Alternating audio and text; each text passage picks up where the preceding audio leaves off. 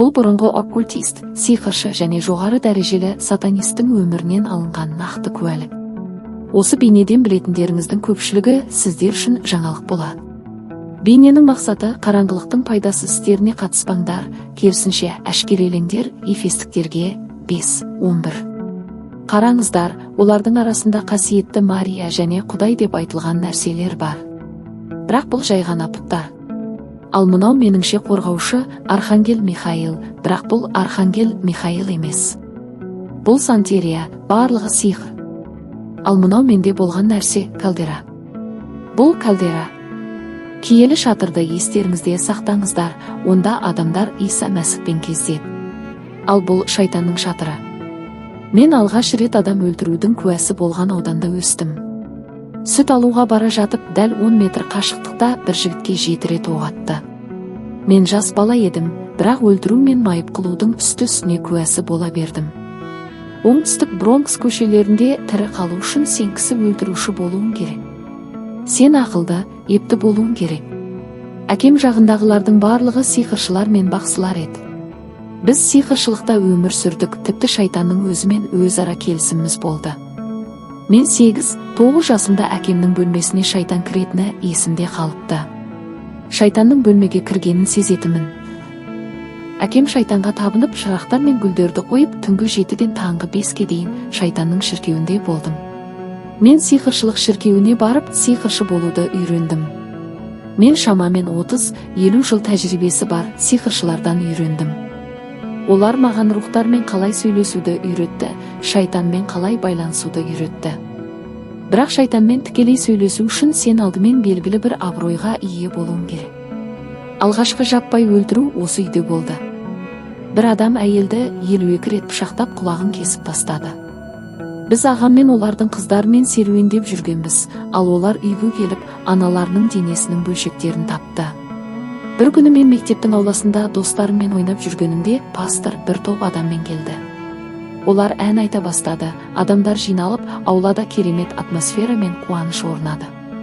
Мен проблемалы отбасынан келген едім, сондықтан пастор сахнаға шығып, Інжіл туралы, Құдайдың бізді қалай жақсы көретіні туралы айтқанда, мен алғаш рет, мүмкін Құдай мені жақсы көреді, мүмкін мені де қалайды деп ойладым. Бірақ пастор сахнадан түсіп, адамдарға қолын қойып дұға ете бастағанда, мені назарсыз қалдырды.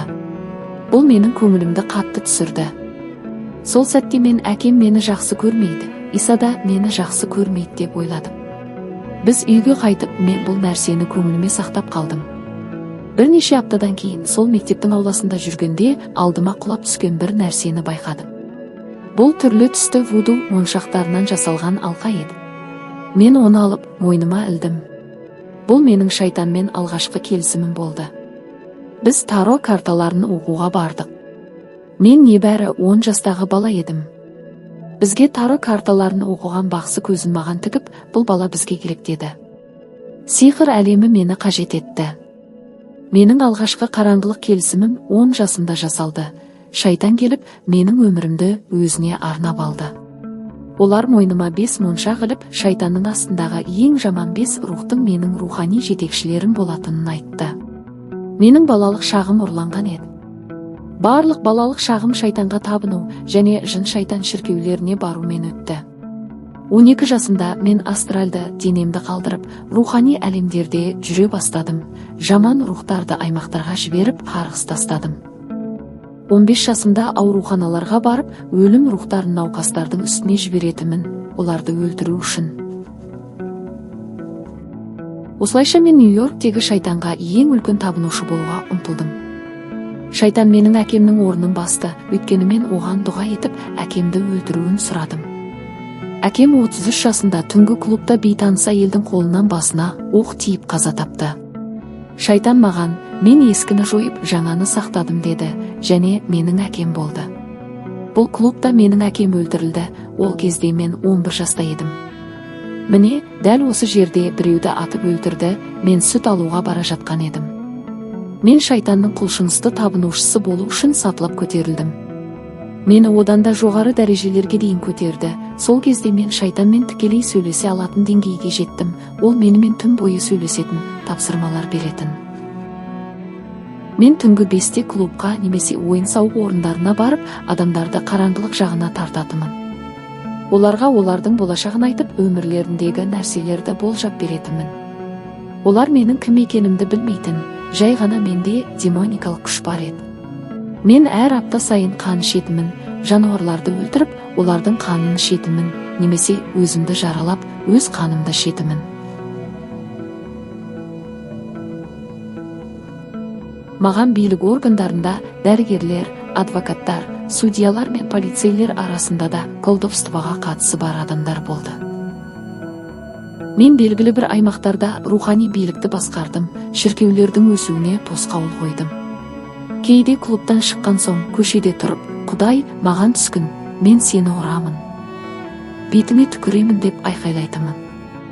Мен Хеллоуин мерекесінде шайтандық той жасап үйлендім. Менің тойыма әлемнің барлық аймақтарынан шайтандық рухтар келді.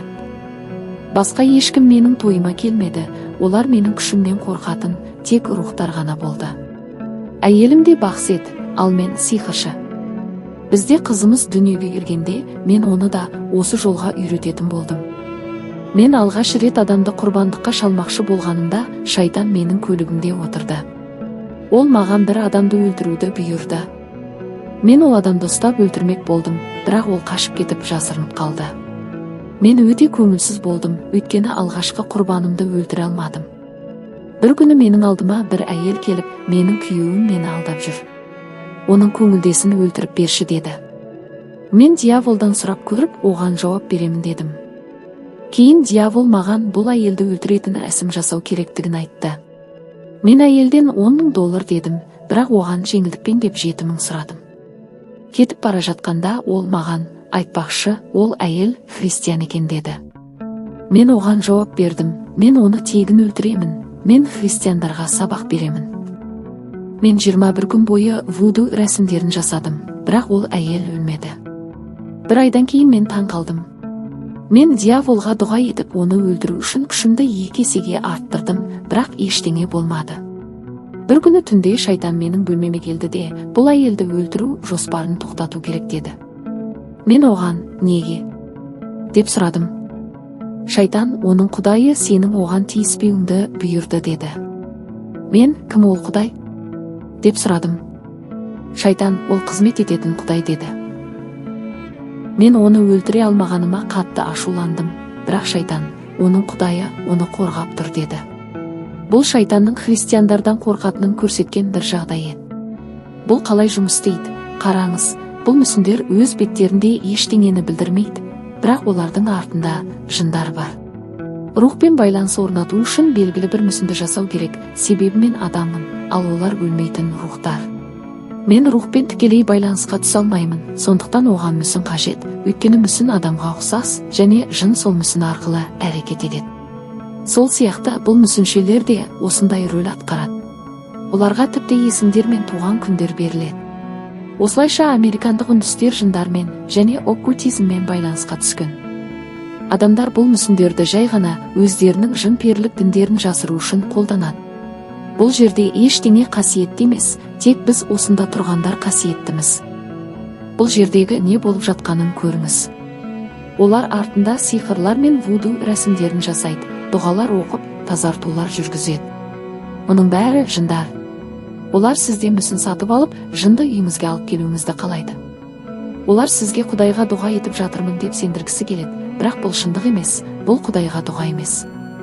Біздің қолымызда бір кітап болған, мен Америкада ол кітапты алған 3-ші адам болдым. Бұл кітапта әр түрлі жындардың, рухани биліктердің белгілері және сиқыр арқылы адамды өлтіру жолдары. Кітаптың көшірмесін ешкім ала алмайтын, оны шайтанның өзі қолымен жазбағанша. Мен бұл кітаптың символдарын қолдана отырып, адамдарды есінен айырып, ақшадан айырып, аяқ астынан аурулар жіберіп, қарғыс жіберетімін. Мен адамдардың жүктілігін тоқтатып, түсік жасауға мәжбүрлейтімін, ауруханаларға операцияға жіберетімін, тіпті олар операцияға мұқтаж болмаса да. Мен түнгі уақытта шайтанмен бірге болып, оған дұға етіп сөйлесетімін, ал басқа адамдар 1 сағатқа шіркеуге баруға немесе дұға етуге уақыт таба алмайтын.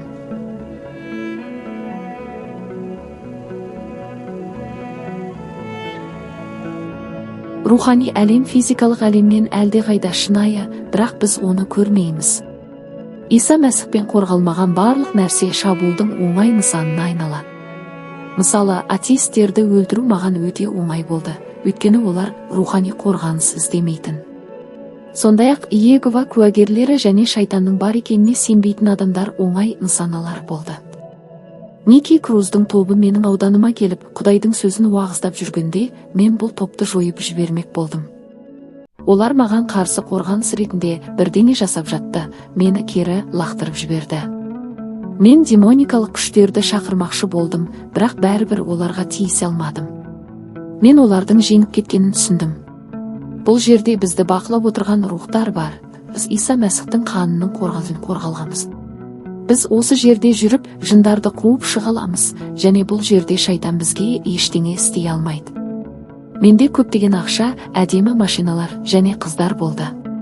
Менің ауданым мені көргенде қорқатын. Полицейлер де, күзетшілер де менен қорқатын. Адамдар мені шайтанның ұлы деп атайтын. Мен христиандарды тізерлеттім, бірақ олар дұға ету үшін емес, олар Құдаймен байланысы болмағандықтан әлсіз болды.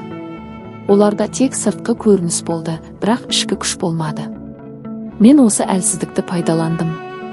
Бұл аймаққа әсер ететін өте демоникалық орын, бұл шайтанның тағы.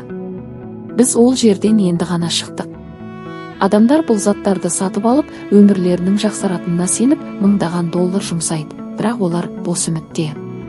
Құдайдың өзі келіп құтқаруды тегін ұсынса да, олар оны қабылдамайды, өйткені олар бұл жолдың қиын екенін ойлайды. Бірақ олар $200 жұмсап, бос үмітпен өмір сүреді. Мен Гаитиді басқаратын рухани күштермен келісімде болдым. Оның аты Кандела, сондай-ақ менде Майами, Африка және Нью-Йорктегі жындармен келісім болды. Мен өз ағамды сиқыр арқылы түрмеге отырғыздым, оны 5 жылға соттаттым. Мен өз бауырыма осылай істедім. Мен көптеген рәсімдер жасап, жанымды шайтанға саттым. Соңғы рәсімде мен жануарлардың қанын оқ-дәрімен бірге жұттым, бұл Гаитидің санси рәсімі деп аталады. Бұл адамдардың менің тамағыма сиқыр жібермеуіне арналған еді. Мен демоникалық шіркеуге баратымын, онда барлық бақсылар мен сиқыршылар жиналатын. Олар аймақтарда қай рухани биліктерді орнату керектігін анықтайтын. Біз Иса Мәсіхтің шіркеуінен әлдеқайда ұйымдасқан едік. Қараңғылық патшалығы Иса Мәсіхтің шіркеуінен әлдеқайда ұйымшыл еді. Біз жыл соңында келесі жылға дайындалу үшін қандай рәсімдерді орындау керектігін білетінбіз, ал христиандар 1 сағатқа да шіркеуге бара алмайды, және Құдаймен тұрақты байланыс орнатпайды. Бірде мен демалыс алуға шешім қабылдадым, бірақ шайтан мені 1 жыл бойы соқыр қылды. Мен толықтай соқыр болдым, және 1 жыл бойы мені соқырлар комиссиясына тіркеді. Онда маған итпен жүріп тай қолдануды үйретті. Менің анам 1 жыл бойы мені күтіп бақты. 7 операциядан кейін мен шайтанға қайта оралғанда, ол менің көру қабілетімді қайтарды. Бұл менің 1 жылға демалыс алуға тырысқаным үшін жазам болды. Шайтан маған, сен 1 жылдық демалыс алғың келсе, мен сені жазалаймын деді. Мен осындай әлемде өмір сүрдім. Егер сен шайтанға қызмет етпесең, ол сені немесе отбасыңды өлтіреді. Бұл діннен кету мүмкін емес еді, себебі сантерияны немесе спиритизмді тастап кетсең, шайтан сені қорқынышпен басып тастайды. Дәрігерлер менің қалай көру қабілетімді жоғалтқанымды түсіндіре алмады.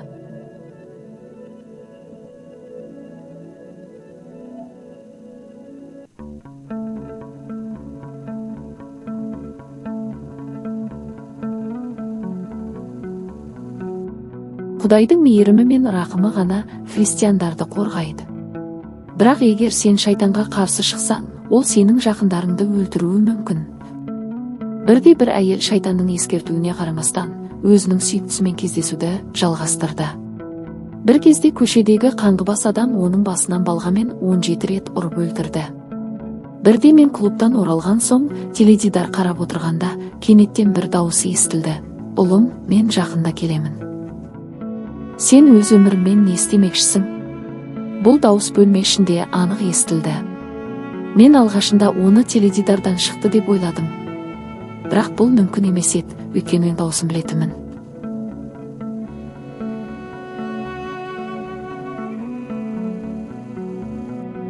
Ол әрдайым адам кейпінде келіп бөлмедегі атмосфераны өзгертетін. Бірақ бұл жолы дауыс басқаша болды. Бұл дауыс ауада пайда болды. Содан кейін мен бөлмемнің екінші жағында бір көрініс көрдім. Бүкіл аспан отқа оранып, адамдар тізерлеп тұрды. Олар оттан қашпақ болды, бірақ ешқайда тығылуға орын таппады. Кейінірек мен ұйықтап жатқанда тағы бір көрініс көрдім. Мен адамдармен толы пойызда тұрдым. Пойыз жердегі ең жылдам заттан да жылдам қозғалып бара жатты. Иса Мәсіх мені тозаққа жіберді. Мен тозаққа келгенде қақпалар ашылды, маған қорқынышты ыстық лебі келді. Пойыздағы адамдардың бет әлпеті болмады, бірақ олардың көздерінен үлкен қорқынышты көруге болатын еді. Олар ешқашан қайтып келмейтін жерге бара жатқанын білді. Мен өзіме, мен дәл осында өлуге келген жоқпын дедім. Мен тозақтан шығудың жолын іздеп, үміттеніп туннелдер бойымен жүгірдім. Бірақ туннелдерде ешқандай шыға беріс, ешқандай жарық жоқ еді. Туннелдердің бір бөлігінде шайтан пайда болды. Ол: мен сенің әкең болдым, мен саған қамқор болдым, сені жарылқадым, адамдарды сен үшін өлтірдім деді. Ол маған барлық билікті беріп, мені қараңғылық патшалығында маңызды орынға жеткізген еді. Енді мен оны тастап, оның дінін әшкерелемекші едім. Шайтан мені ұстауға ұмтылғанда, кенеттен Исаның кресті пайда болды. Мен түсінбей қалдым, бірақ крест мені шайтаннан құтқарып қалды. Шайтан әлсіреп, бала сияқты құлап түсті. Мен туннелдің ішінде одан ары жүгіре бердім, бірақ үміт азайып, мен ешқашан шықпаймын деген қорқыныш басып алды. Бұл менің өмірімнің ең сұмдық сәті еді. Тозақ пен қараңғылық маған орасан зор әсер етті. Егер мен осында болсам, демек, менің отбасымда, қызым да менің қайда екенімді білмейді. Олар мені қалай табады? Мен туннелмен жүгіріп келе жаттым, алда есік немесе терезе, не жарық табамын деген үмітте болдым. Шайтан қайтадан пайда болды да: қазір мен сені жоямын деді. Мен оған жындардың тілінде жауап беріп, денемдегі белгілерімді көрсеттім, бұл менің қорғанысым деп. Ол жауап берді: ақымақ, мен саған бұл белгілерді бердім. Бұл белгілер сенің менің меншігім екеніңді көрсетеді. Сен ешкімге тиесілі емессің, тек маған ғана тиесілісің. Сен маған қызмет етесің, немесе өлесің. Шайтан мені қайтадан ұстауға тырысқанда, мен: барлығы бітті, мен жойыламын деп ойладым. Бірақ Иса Мәсіхтің айқышы қайтадан тозақта пайда болды. Айқыш тозақта мен сияқты күнәкардың алдында көрінді. Дәуіт айтқандай: аспанға көтерілсем, сен барсың, тозаққа түсем десем де, сенің мейірімің мен рахымыңа жетемін. Менің күнәкарлық жолдарым мен мақтаншақтығыма қарамастан тозақта да рахым мен мейірім мені тауып алды, олар мені құтқару жоспарын орындап жатты. Иса Мәсіх мені сүйді, және менің сен үшін жоспарым бар деді. Мені қайта тірілтіп, өміріме қайтадан мақсат берді. Мен оянып, жаным денеме оралды. Содан кейін тізе бүгіп Исаға дұға еттім. Менің $1 миллион тұратын сиқыршылық заттарым болды. Бірақ мен барлығын тастап, қараңғылықты артқа қалдырдым. Гайтидегі, Майамидегі және Нью-Йорктегі адамдар мені өлтіру үшін келді, өйткені мен тым көп нәрсе білдім, бірақ олардың жоспарлары жүзеге аспады. Демондар мені түндер бойы қинап, 30 күн бойы мені қорқытып, тыныштық бермеді. Олар мені төсегімнен көтеріп, жаныма суық тыныс сездіріп, жанымды денемнен жұлып алғысы келді. Мен түндер бойы дірілдеп, дұға ету жолын білмей, тек Иса, Иса деп айқайлап жаттым. Мен басқа біреудің дұғасын естігендей, оны өзіме жинақтап, жаным үшін күрестім. Бір күні мен шіркеуде Құдайды мадақтап, одан неге осындай азапқа салғанын сұрадым. Ол маған: мен сенің қаншалықты мені сүйетініңді көргім келді деді. Мен енді 14 жыл бойы Исаға қызмет етіп келе жатқан евангелистпін, және бұл жолымды ештеңеге айырбастамаймын. Мен білемін, бір күні ол маған: үйіңе қош келдің, сен жақсы қызметшісің деп айтады. Мен Исамен қарым-қатынасым туралы айтамын, ол менің басталуым және аяқталуым. Мен енді оның жанындамын, мені ешқандай қарғыс немесе дуалау жеңе алмайды. Мен $1 миллион сиқыршылыққа жұмсаған адам болсам да, жанымды шайтанға сатсам да, енді менің жүрегімде Иса Мәсіхтің айқышы бар.